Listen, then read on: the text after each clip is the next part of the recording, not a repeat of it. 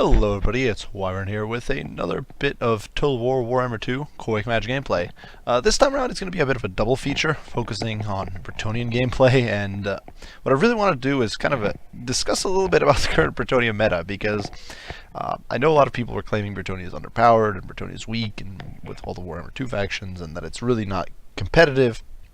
And my experience has really not been this, especially now that they've gotten buffs in the past patch with Rise of the Tomb Kings.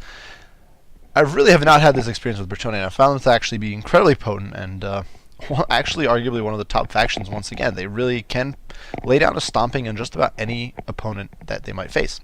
So I've been running inspired, and full credit goes to Gabo King here, inspired by some of his builds that I've seen from it, what he used against the High Elves.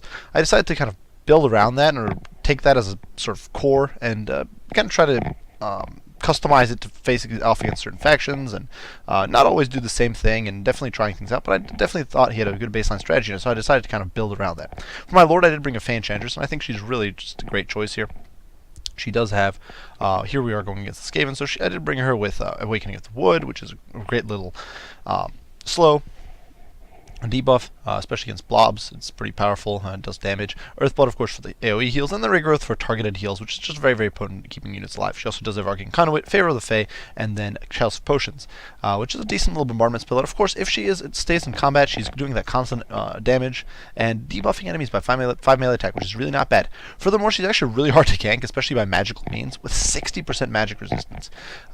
If your opponent decides to bring some sort of cheese with magic assassinations, if they try to gun you down with warp lightning cannons, if they bring the Liber Mortis, if they try to hit you with witch hunters, if you're playing against Empire, she will tank through it like with absolute contemptible ease. She's very, very tanky against those sorts of things.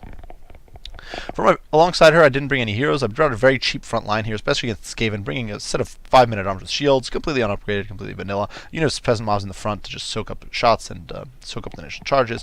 A Grail Relic to keep units in the fight. 2 units of peasant boom with fire arrows to kind of gun down units such as Helped Abominations, pepper down lightly armored monsters that the Skaven tend to field, and then 2 units of men arms with polearms to kind of intercept doom wheels or deal with high enemy high armor units. Finally, here in the heart of things, we do have a unit of Grail Guardians, who are of course there to stiffen up the front line, and these guys can really deal with Plague Monks, which is one of the main counters or main powerful units against these sorts of men-at-arms.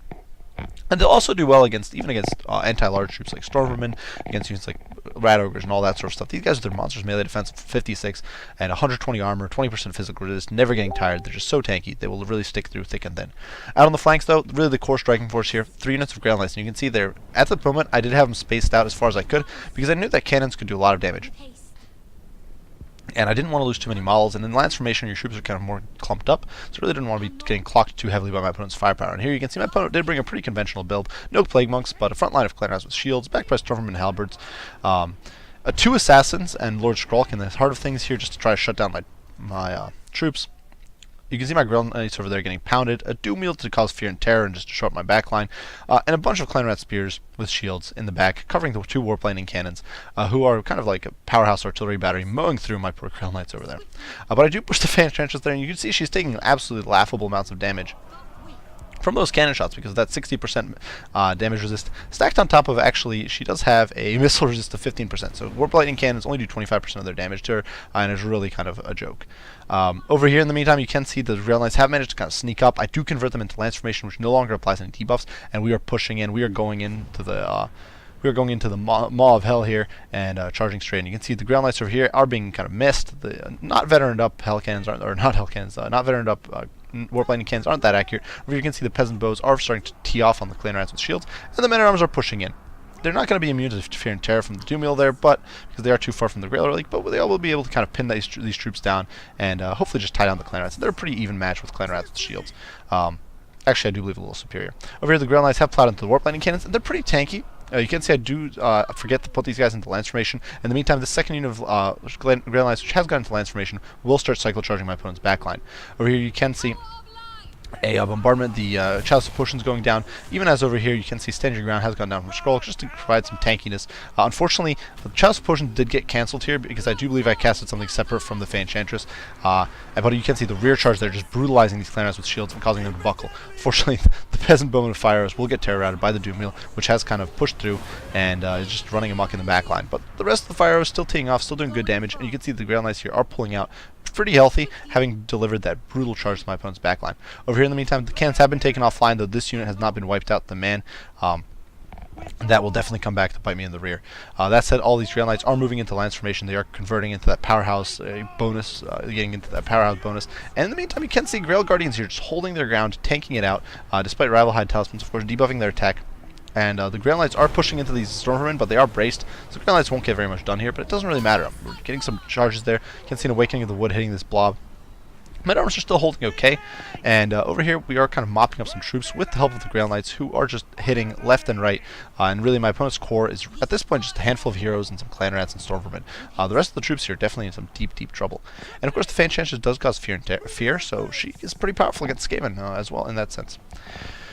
Out on the flanks, in the meantime, you can see the Doom Wheel still running amok, hit by Skaven Brew, so it's very damaging at this point, and causing just running amok, just a major nuisance there. You can see these Clan Rats with shields kind of getting mopped up, the Peasants kind of pulling back in. The Grail Knights just kind of helping slaughter these Clan Rats with shields, but it's definitely a bit of an issue for me.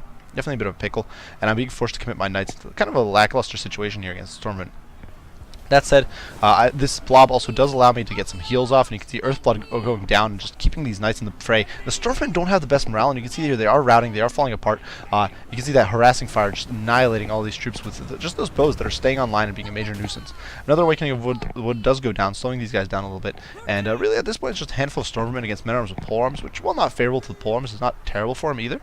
Grail Guardian's still holding strong, and of course Enchantress is in here, and even though her melee attack's practically nil thanks to the Rival Hide Talisman, she's still pretty solid. Over here you can see the men-at-arms with shields kind of recovering. My Knights over here, we're trying to pursue the Doom Wheel, but it is just too quick for them at 72 speed. They're not quite quick enough. You can see the cannons back online, and it does start teeing off on my Knights once again, causing some immense hurt. And despite the best efforts of these Knights over here, they will not be able to take it down because there's just too many Clan Rats with shields defending it, and they're just going to bog these guys down and really prevent them from doing the damage they need to do. Over here, though, the Stormvermin's halberds are getting dragged into the muck. You can see this unit of Stormvermin is practically annihilated, being ridden down by those Knights, who obviously are not terrible at just running down fleeing units. And if I can get these guys to shatter, I'll be in a very strong spot.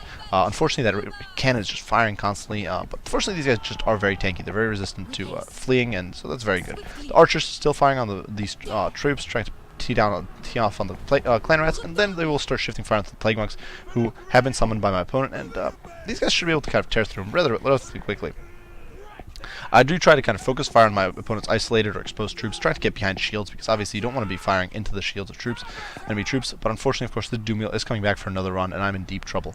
And unfortunately, that cannon is just not being shut down. My Grail Knights are not able to get down on it, and really at this point, I should just pull them away and ignore that cannon, because it was going to keep firing, and no matter what. Fortunately for me, though, these Stormvermin have been routed off. You can see they're being ridden down by the courageous Brettonian Knights there. Over here, this Assassin has been broken, and it's really at this point down to Lord Skrulk, who's really not having the best time of it. And actually, it's worth noting that Skrulk also does cause magic damage, so against the Enchantress, he's just not going to do that great. It's really one of those things that's worth noting, that the Enchantress against specific types of opponents is incredibly resilient. The Doom Wheel over here is running amok, causing damage to these poor peasants who are really just going to get routed incredibly easily. But with the team of Grail Knights here, definitely can do some hurt here, and the Enchantress does kind of get her hands on the Doom Wheel, causing some hurt there. Just leaving this blob of enemy troops to just be tied down by the blob of Grail Guardians here, who unfortunately are just getting wrecked by that cannon, and I'm really not able to shut it down, despite trying to kind of maneuver around with the Grail Knights to get into the crew. It's just very difficult, and the cannon keeps firing. Really, I needed some sort of method to shut them down, and I just didn't have anything to offer. Unfortunately, these men-at-arms with polearms are just sitting around doing nothing, and the Stormmen are coming back, which is a bit of an issue. That said, the Doom Wheel is definitely having a bit of a problem here. It is obviously very tired, and that means that the Grail Knights, who of course are permanently fresh, are going to be able to run it down at this point because their speed is now adequate to catch it. The Assassin here is routing off, and the Stormmen, despite bracing here, are just so badly beaten up that the Fire Archers can kind of pick them off. They have lower armor piercing at only 2, but they're still doing good work. You can see the cannon is finally running out of ammo after my failure to take it offline. That was my biggest problem this game, really. At this point, my opponent's army is simply falling apart. You can see the Doom Wheel here getting ridden down by the Fey Enchantress.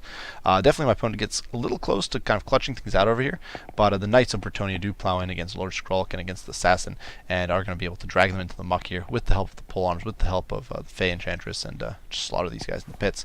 And these troops really are just not going to be able to do much of anything over there. And that is going to be game. And that was the game number 1 that I wanted to say. Definitely a little lengthy, and I definitely apologize for the lengthy intro. Looking at a quick overview of the stats, you can see the Knights just doing immense damage, and honestly the front line did okay. You can see the Fey Enchantress actually getting some good bombardments off, getting some good damage with that Mortis Engine effect.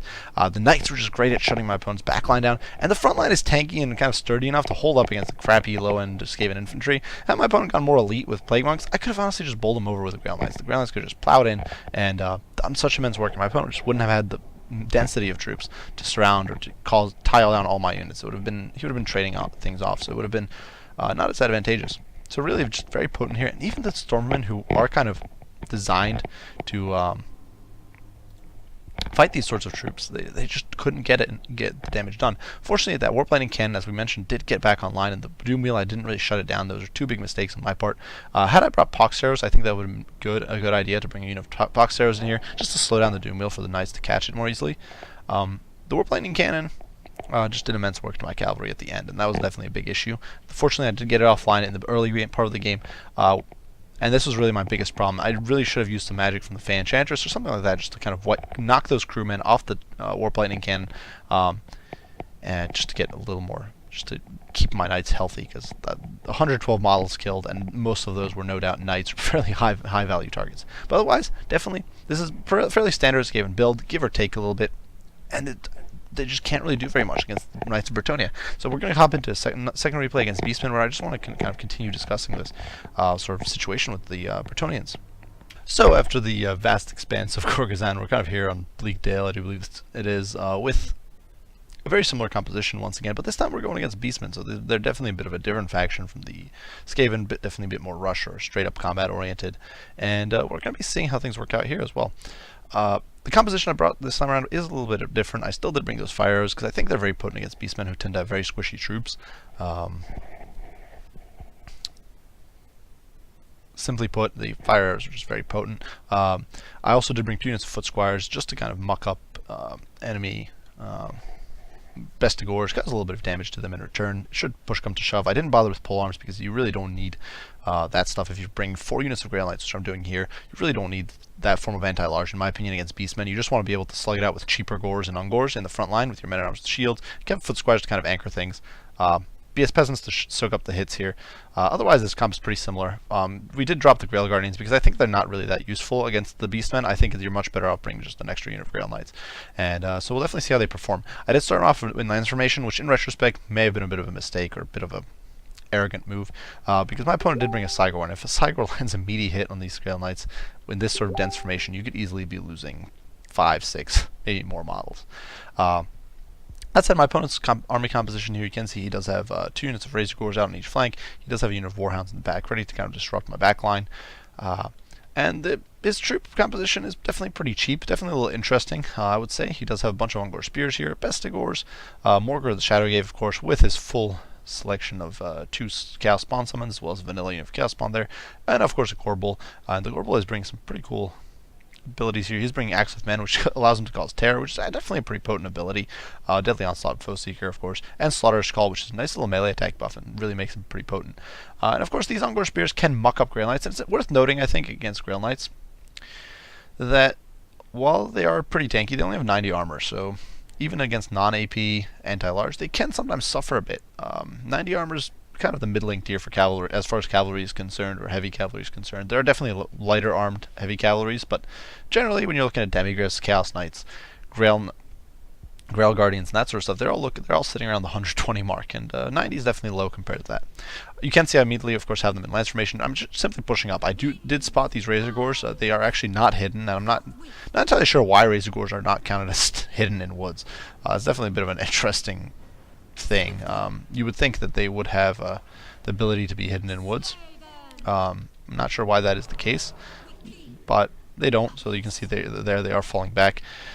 Because my opponent did see the the Grail Knight's coming for him, but the Cygor is not focusing on the Grail Knights. Actually lands 2 hits here on the Peasant Mob, which is a big waste in my opinion. And you can see over here my opponent is not paying attention to these Grail Knights. I did have, of course, 4 units of them, and they are going after these Razor Gores. Razor Gores are not particularly expensive. They're only 600 point investment, but still, 600 points off the field right off the bat would be a great win here. And you can see I do get a full charge here before these guys can set up, and these guys do count as large, so the Grail Knights are immediately going to start smushing them and really driving them to the dirt. Of course, once they rampage, they will be easy pickings for the Grail Knights, and you can see they're already down a bunch of models, getting massacred here in the pits. They're broken, but I do choose not to pursue them because, despite having low armor being fairly easy to kill off, I simply didn't see them as that much of a threat.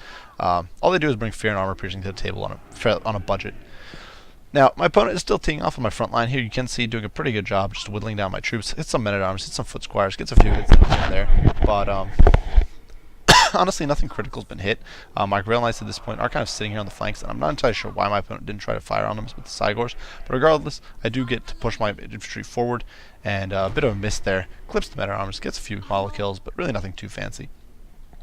So, throwing things to fast forward a little bit here, you can see my opponent's Bestigors did not rout off the field. They did rally right on the edge there, but we are pushing straight in. And you can see my fire is immediately plowing into the Ungor Raiders and doing immense work. I'm not going to bother with the Cygor. He's honestly too hard for these guys to hit there with their inaccurate trait, and I'm much better off zoning away those troops. You can see over here the peasants are actually flanking. They're going to get run down here by the Razor Gores very quickly. But the Grail Knights do get a nice little flanking charge there, and they'll be able to really massacre them here in the pits. Over here, the Chaos Spawn pushing through, going after the Foot Squires. They have immense weapon strength and, of course, poison damage. They're going to be debuffing me by a huge amount. Peasants immediately are going to shatter. But over here, the Grail Knights do get a flank charge on the Bestigors, do some immense work on the charge, of course. Over here on this flank, they get a charge into the moving unit of Ungor Spears, getting a good bit of work there, though they do lose a model, and you can definitely see how that lower armor is hurting these guys a little bit.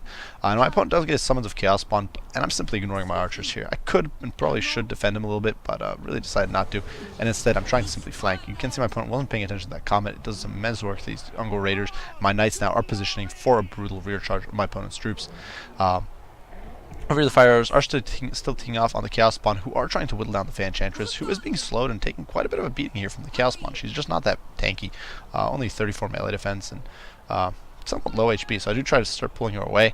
The Chaos Spawn here are being shot down by the archers, and you can see the Fan Enchantress here just running into the fray. The Cygor is now kind of being tied down in melee, and you can see the Grail Knights getting a brutal rear charge here, shutting down those troops. Over here, they do get a little bit interdicted by the Bestigors, and definitely some of the situation is not going too great. I do get a overcast regrowth here on the Grail Knights, and you can see the heals are actually really potent here. You can see these guys are already almost at veteraned up, so they're definitely doing damage, and I'm simply just pulling them away. They're still on health, and I don't want them getting tied down on these fairly low-tier spears. Instead, I will be able to kind of commit here on these Bestigors and cause some immense work. And here's actually a situation where the Fire Arrows are kind of good, because if you had poison arrows, they would be debuffing your own cavalry. So in my opinion, it's a little... Sometimes it can be a little better just as weaker arrows when your arrows aren't doing very much damage to begin with. Just getting a little more damage out of the cavalry there is nice. So you can see definitely the Grail Knights are running these guys down, running the Bestigors into the muck. I'm trying to pull the Peasant Bows away. Over on the flank here, the Fan Enchantress supporting her troops as the Grail Knights run down these poor Ungor Spears. And here in the pits with the Grail Relic in there, the men-at-arms really have to be slaughtered almost to a man before they rout. The Ungor Raiders are going to get ridden, or the Ungor Spears are going to get ridden down. On the flank, Grail Knights still slugging out with the Gorbel and actually dragging him into the muck. The Gorbel only has 32 melee defense, so really, despite his AP, he's just not going to be able to slug it out with these guys. You can see he's getting stripped down at a prodigious rate, and he's not getting many kills in return. Grail Knights are still at 33 models, or now 31. Gorbel's just sitting at 18 kills. Definitely very expensive investment for my opponent. Over here, the Grail Knights do get a shock charge into the back of these Chaos Spawn. Are going to start tearing them to shreds because they're large and squishy. And honestly, that's the problem for the Beastmen as well, that even if they bring Minotaurs with great weapons, for example, Grail Knights will still do immense damage because Minotaurs just have basically no armor to speak of. All Beastmen units except Bestigors are just so squishy.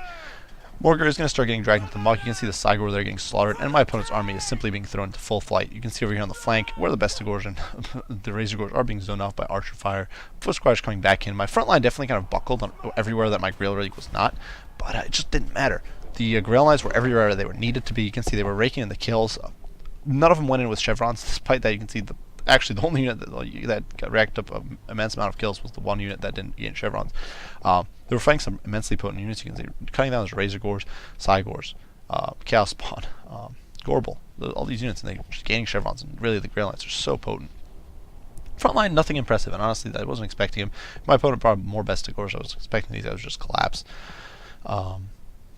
if my opponent brought more infantry, honestly, wasn't more gores or ungores. I wasn't expecting them to hold out all that well either. They were simply there as cannon fodder. Even the peasants did some work against the ungores. Definitely my opponent could have done some things a little differently. He could have done, for example, brought Minotaurs with great weapons, or an additional Gorbel. But as you saw, that Gorbel was not doing that well against the Grail Knights. And the Beastmen just don't have the... And if your opponent doesn't bring... If your opponent goes very heavily into the anti-large department, he's just going to be incredibly susceptible to this infantry blob. If they really commit into... He's just going to get mucked up and shot down by peasant bows. And if they don't, then the Grail Knights are going to play. And the Grail Knights are just such a powerful anti-large option. And the Beastmen's anti-large options are going to get shut down. Now, granted, once we do start... honestly, there's just so few units. Honestly, the throwing axes could do a little bit of damage, but that's what the peasant bows are there for. They can shut down the Centigores with throwing axes. If your opponent decides to bring... later on, of course, we might see the Regiment of Renowned Bestigors once that comes out in May, who do have halberds, so that might change things up a little bit. But honestly, right now, there just isn't much that the Beastmen can put on the field that can contest this blob of Grail Knights. So really, I would like to hear you guys' input. I would like to hear what you guys think. If you guys think I'm correct in saying that Brettonia has really kind of regained its place and is really surging once more, I definitely think that with a strategy centered around the core of knights, especially now that Lance formation has been buffed, Brettonia is an absolute... Personally, I believe Brettonia is an absolute powerhouse once more in quick match. I'm sure some of you don't agree. I'm sure there are some matches that are not perhaps ideal, though definitely in most matchups I've had with Brettonia, it's been a pretty simple matter. It's been pretty easy. But definitely I'm sure there's some situations where that's not the case, and I would love to hear your guys' input and opinions on that. So if you have any comments, criticism on this video, if you have any arguments, be sure to post them down in the comments. I'd love to hear what you guys think. But definitely, it's my experience that Brettonia is an absolute powerhouse right now in quick match. I've been having a great time with them, an incredibly easy time with them. So, yeah, I do hope you guys enjoyed this duel video. I hope you perhaps got some ideas about how to play Brettonia, and if otherwise, yeah, counter arguments. I'd love to hear them. As usual, guys, I do appreciate you all for watching, and I will see you all in the next one. Wyvern out.